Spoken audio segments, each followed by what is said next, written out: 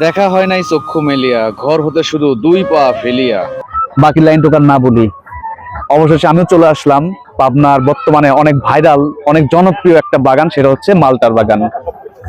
এই যে আমার চতুর্থ সাইডে যে পরিমাণে মালটা ধরে আছে, আসলে কোন গাছ দেখাবো আর কোন গাছ দেখাবো না, এটা আমি কনফিউজড আছি। হ্যাঁ, তো আমি সচরাচর ভাইরাল কোনো প্লেসে যাই না, আজকে আমাকে এই ভাইরাল প্লেসে আসতে হলো এই জন্যই যে এটা হচ্ছে আমার বাড়ির পাশে।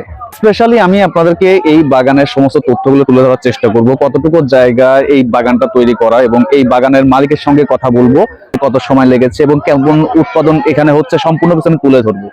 এই জন্যই তুলে ধরবো যাতে পরবর্তীতে আমাদের দেশে, আমাদের অঞ্চলে এবং অনেক লোক যারা আছে এই টাইপের যারা বাগান করতে চাচ্ছে তাদের জন্য সুবিধা হয়। এই সুবিধার জন্য আমি আসলে ইনফরমেশন গুলো শেয়ার করবো। হ্যালো এভরিওয়ান, আমি এই মুহূর্তে আছি পাবনার বৃহত্তম কমলা ও মালটা বাগানে, যেটা কিনা পাবনায় প্রচুর পরিমাণে ভাইরাল একটা জায়গায় পরিণত হয়েছে। প্রতিদিন প্রচুর পরিমাণ দর্শনার্থী যে যেভাবে পারছে সকাল থেকে শুরু করে সন্ধ্যা পর্যন্ত আসতেই থাকছে এই জায়গাটা ভ্রমণ করার জন্য, দেখার জন্য এবং এখান থেকে ফল সংগ্রহ করার জন্য। আমিও চলে আসলাম, আমার যেহেতু বাড়ির পাশে, আমি ভাইরাল নিউজটা দেখার পরিপ্রেক্ষিতেই আসলে আমি এখানে এসেছি। যেটাই হোক, আপনারা ভিডিওতে আপনারা ফলের অবস্থা দেখতে পারবেন, গাছের অবস্থা দেখতে পারবেন এবং বাগানের পরিধি বুঝতে পারবেন। তবু আমি আপনাকে বাগানের সম্পর্কে যতটুকু তথ্য শেয়ার করা যায়, যতটুকু তথ্য আমি সংগ্রহ করতে পেরেছি সেটুকুই শেয়ার করব।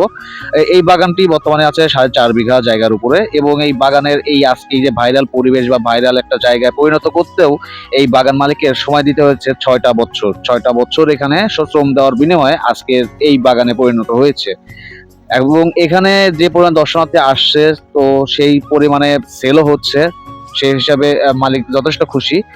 আর এখানে দর্শকদের সবচেয়ে বড় খুশির বিষয় কি, তারা দোকান থেকে ফরমালিন একটা খাদ্য বা একটা ফল কিনতে হতো, সেই জিনিসটা এখানে নাই। এখানে এসে নিজে পছন্দ করে বা নিজ হাতে পেরে সেই জিনিসগুলো নিয়ে যাওয়াটা, আনন্দটা আসলে এখানে দর্শকদের বেশি আকৃষ্ট করছে। সেই জন্য প্রতিদিন সকাল থেকে সন্ধ্যা পর্যন্ত প্রচুর পরিমাণে দর্শনার্থী এই বাগানে আসছে, ভিজিট করছে এবং তার যতটুকু প্রয়োজন সে ওই পরিমাণে ফল সংগ্রহ করছে। বাগান মালিকের একটা রিকোয়েস্ট ছিল, সেটা হচ্ছে যে অনেক দর্শনার্থী এখানে আসছে, এসে দেখা যাচ্ছে নিজের মধ্যে 2-4টা করে পছন্দ মতো পেরে এসে নষ্ট করেছে, যেটা হচ্ছে বাগান মালিকের চোখ ফাঁকিতে, যেটা করতে নিষেধ করছে, যেটা তার অনেক রিকোয়েস্ট, এটা যেন না করে। আমিও বলবো আপনারা বাগানে আসেন, দেখেন, কিনেন, কিন্তু বাগান মালিকের কোনো ক্ষতি করবেন না। এটা হচ্ছে বাগানের বিক্রয় কেন্দ্র। এখান থেকে প্রতিদিন তাদের দেওয়া হিসাব অনুযায়ী প্রায় 1.5 লাখ টাকার মতো প্রতিদিন বিক্রি হচ্ছে, এবং এই বিক্রিটা ক্রমশ বৃদ্ধিই পাচ্ছে। এখন যতদিন গাছে ফল থাকবে ততদিন তাদের এই বিক্রিটা চলবে।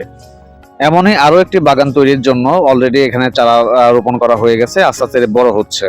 আমি আপনাদের যতটুকু তথ্য শেয়ার করা গেছে আমি শেয়ার করেছি। এখন আপনারা যারা এই বাগানে আসবেন এবং যারা এই টাইপের বাগান করার চিন্তা করছেন, তারা এসে বাগান মালিকের সাথে কথা বলতে পারেন, তাহলে পরে আপনারা আরো ভালোভাবে জানতে পারবেন কিভাবে আপনি শুরু করবেন।